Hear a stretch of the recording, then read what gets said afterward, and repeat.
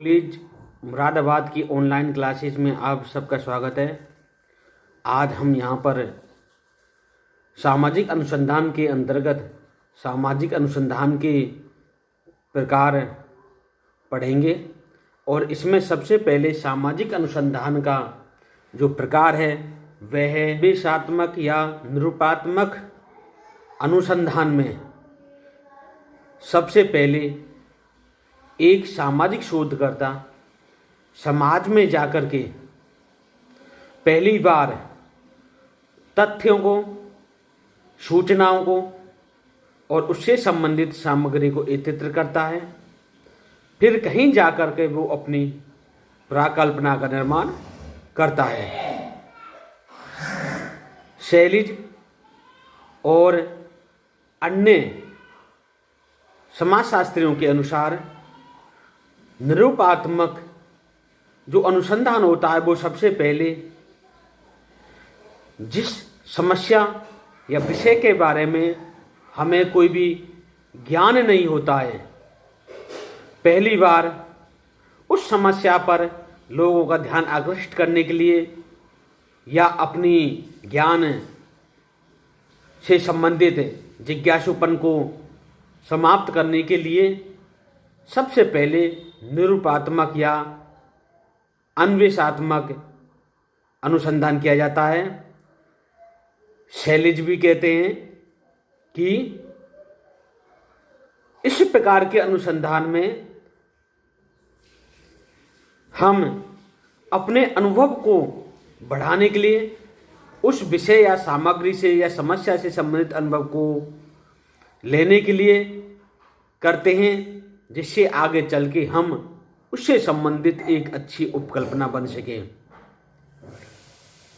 तो इस प्रकार एक अन्वेषणात्मक या निरूपणात्मक अनुसंधान का मतलब होता है कि जब एक सामाजिक शोधकर्ता समाज में जाके पहली बार तथ्यों का संकलन करे, वर्गीकरण करे और विश्लेषण करे, उसे हम अन्वेषणात्मक या निरूपणात्मक अनुसंधान कहते हैं। यह अनुसंधान नए नए तथ्य, सामाजिक समस्याओं को प्रकाश में लाने के लिए बहुत ही उपयोगी है। इससे एक सामाजिक शोधकर्ता का अनुभव भी बढ़ता है और समाज वैज्ञानिकों का नए क्षेत्रों में ध्यान भी आकर्षित होता है कि इस क्षेत्र में भी अनुसंधान किया जा सकता है। निरूपणात्मक या अन्वेषणात्मक अनुसंधान के अनेक चरण होते हैं। एक अन्वेषणात्मक अनुसंधान में जो पहला चरण होता है वह है संबंधित साहित्य का अध्ययन।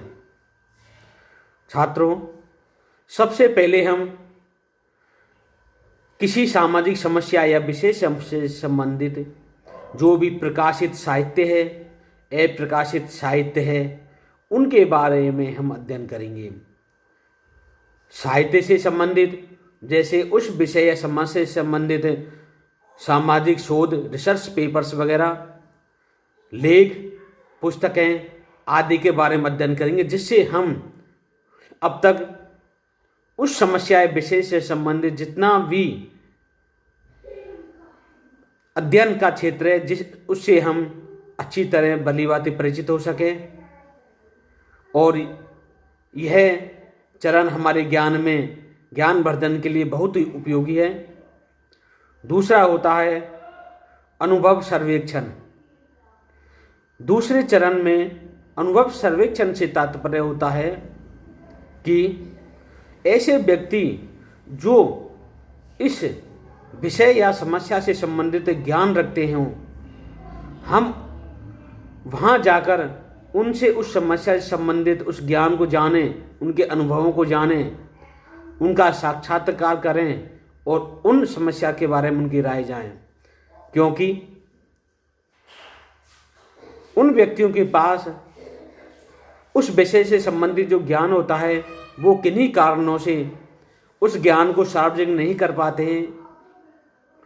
जो हमारे बुजुर्ग लोग हैं उनमें, क्योंकि उन्होंने अपनी पूरी जिंदगी जी है, इसलिए उनके पास जीवन का उस समस्या के बारे में, उस विषय के बारे में पूरा अनुभव और ज्ञान होता है। इसलिए हम अनुभव सर्वेक्षण के द्वारा हम उनके पास जाएं, उनका साक्षात्कार करें, उनसे बातचीत करें और उस विषय से संबंधित ज़्यादा से ज़्यादा सूचना संकलित करें, सामग्री संचित करें और तथ्यों का संकलन करें। तीसरा पॉइंट है सही उत्तरदाताओं का चयन।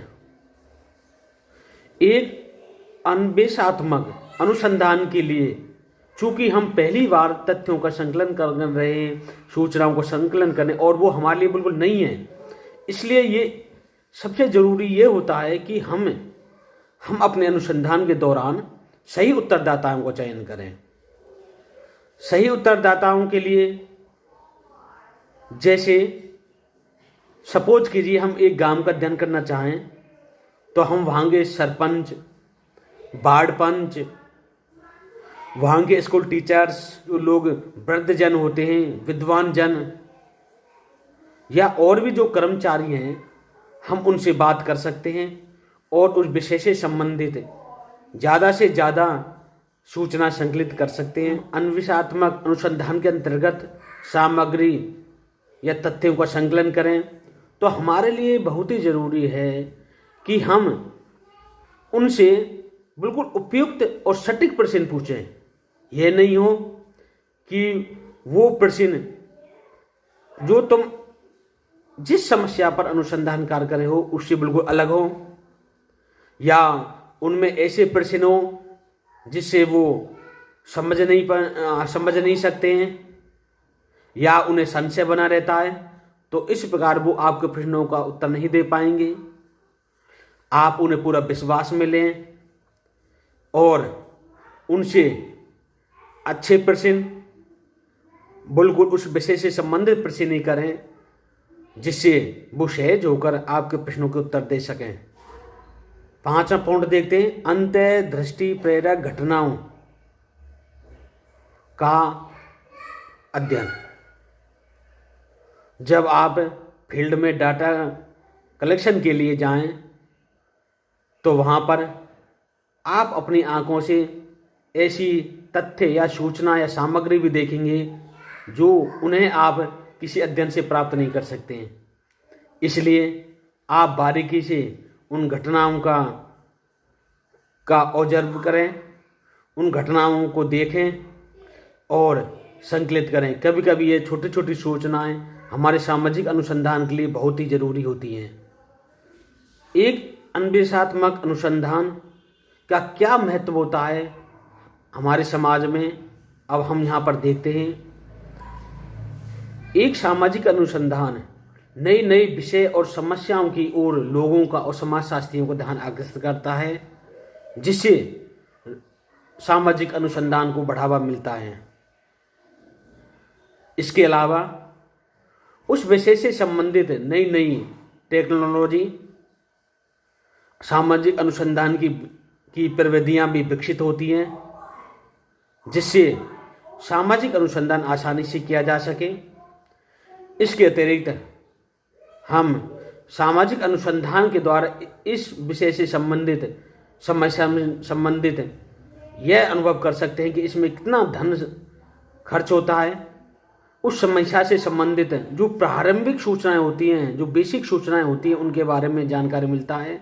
हमें हमारे दैनिक जीवन में उनका कितना उपयोग है, ये मानव जीवन के विकास में कितनी सहयोगी हो सकती हैं, इनके बारे में हमें इस अनुसंधान के अंतर्गत हम पता लगा सकते हैं। एक अच्छी प्राकल्पना बनाने में, हाइपोथेसिस बनाने में भी अन्वेषात्मक अनुसंधान बहुत जरूरी होता है। इसके द्वारा हम रिसर्च डिजाइन भी बना सकते हैं, जिससे हमारे सामाजिक अनुसंधान में बहुत सहायता मिलती है। तो इस प्रकार छात्रों, हमने यहाँ पर निरूपणात्मक अनुसंधान के बारे में यहाँ वर्णन किया, डिस्कस किया। अन्वेषात्मक अनुसंधान में पहली बार तथ्य और सूचनाओं का संकलन किया जाता है ताकि उस समस्या के बारे में ज़्यादा से ज़्यादा सामग्री या जानकारी हमारे पास उपलब्ध हो। शैलीज और उसके साथियों ने कहा है कि एक अन्वेषात्मक अनुसंधान के द्वारा हम अनुभव प्राप्त करने की प्रक्रिया है जिससे हम सामाजिक अनुसंधान के लिए एक अच्छी सी परिकल्पना का निर्माण कर सकें। हमने यहाँ के चरण देखे। सबसे पहले संबंधित साहित्य का अवलोकन करेंगे, अनुभव सर्वेक्षण करेंगे, सही उत्तरदाताओं का चयन करेंगे, उपयुक्त प्रश्न पूछेंगे और अंतर्दृष्टि प्रेरक घटनाओं का वर्णन करेंगे। इसके अलावा हमने यहाँ सामाजिक अनुसंधान के महत्व में पढ़ा, जैसे यह मानव जीवन में इसकी कितनी व्यवहारिकता है, इसका महत्व इसके बारे में बताता है। इसके अलावा यह पहली बार तथ्य सूचनाओं को एकत्रित करता है जिससे हम उस समस्या या विषय के बारे में ज़्यादा से ज़्यादा जानकारी प्राप्त होती है। ये आगे के लिए सामाजिक अनुसंधान के लिए प्राकल्पना और अनुसंधान प्रारूप का निर्माण भी करता है। हमें उस समस्या से संबंधित ये भी पता चलता है कि इस सामाजिक अनुसंधान के लिए कितना समय, धन आदि चाहिए। तो इस प्रकार छात्रों हमने यहाँ निरूपणात्मक अनुसंधान के बारे में पढ़ा। आशा है आपको ये टॉपिक समझ में आया होगा।